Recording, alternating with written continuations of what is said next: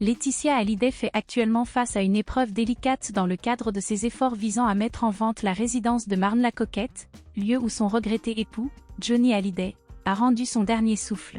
La demeure nommée « La Savannah », affichée sur le marché depuis plusieurs années à un montant de 10,5 millions d'euros, éprouve des difficultés à susciter l'intérêt d'acheteurs potentiels, l'éclat de la notoriété de la propriété émergeant comme un obstacle significatif.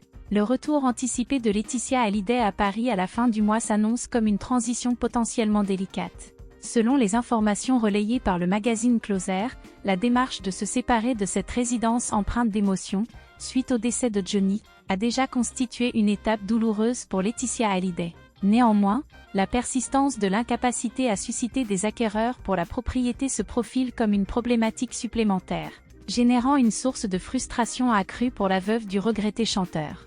Son retour à Paris à la fin du mois de novembre s'accompagne du désir de disposer d'un esprit libéré afin de se consacrer pleinement à la préparation de l'exposition itinérante dédiée à Johnny Hallyday. Cette exposition, consacrée à l'œuvre et à la carrière du regretté artiste, a rencontré un franc succès en Belgique. La protagoniste, d'une allure séduisante, nourrit l'espoir qu'elle saura également captiver le public français. Programmée pour être accessible au public à compter du 22 décembre à Paris Expo, porte de Versailles, cette exposition symbolise un nouveau chapitre dans la vie de l'ancienne compagne de Djalil Lesper, en attendant de conclure de manière définitive la vente de la Savannah. Malgré les efforts déployés par Laetitia Hallyday pour tourner la page et poursuivre son chemin, elle se trouve confrontée à la réalité du marché immobilier, où la notoriété attachée à la propriété apparaît comme un obstacle insurmontable.